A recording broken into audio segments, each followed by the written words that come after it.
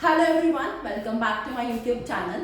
So we have completed our first chapter, nature and purpose of business, and in that chapter हम लोगों ने जाना कि business क्या होता है, business के nature क्या है, हम लोग business करते क्यों हैं, business में क्या क्या risk involved रहते हैं, ये सब बातें हम लोगों ने इस chapter में अच्छे से पढ़ ली है. Now in our next chapter, chapter number 2, that is forms of business organisation. इस चैप्टर में हम लोग पढ़ने वाले हैं कि बिजनेस किस किस फॉर्म में किया जा सकता है.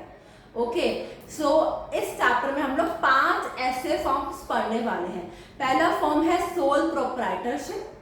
नेक्स्ट फॉर्म इज हमारा पार्टनरशिप.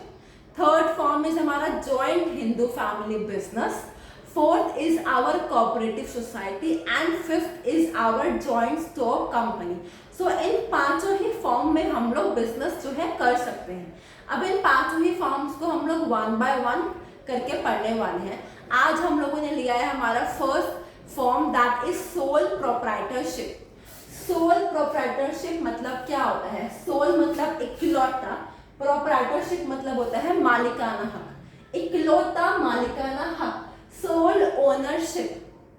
सो वो बिजनेस जहां पे एक ही पर्सन होता है मालिक एंड सारी ओनरशिप, सारा मालिकाना हक ही उसी पर्सन का होता है, वो किसी और के साथ शेयर नहीं करता.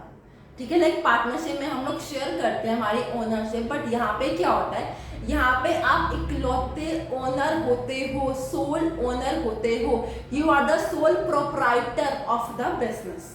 ठीक है, नाउ अच्छे से पढ़ते सोल प्रोप्राइटरशिप होता क्या है? It is a business structure in which a single individual owns and operates a business.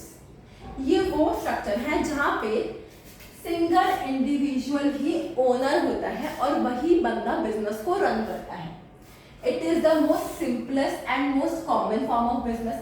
ये मतलब सबसे ज्यादा सिंपल और बहुत कॉमन बिजनेस फॉर्म है. आप लोगों ने देखा होगा आपके घर के आसपास भी लाइक जो शॉप्स खुली होती हैं, जो फैक्ट्रीज होती हैं, यहाँ पे सारे सोल ओनर्स ही मोस्ट ऑफ द केस में होते हैं. Okay, in sole proprietorship the owner is personally responsible for all business debts, liabilities and legal action. Sole proprietorship में जो ओनर होता है यही इकलौता जो होता है हर चीज के लिए रिस्पॉन्सिबल होता है. सारा डेट भी इसको पे करना होता है, सब डिसीजंस भी इसको लेने होते हैं, सारे लीगल एक्शंस भी इसी को लेने होते हैं, सारी लाइबिलिटीज भी इसकी होती है एंड सारा प्रॉफिट भी इसी का होता है. या they have complete control over decision making.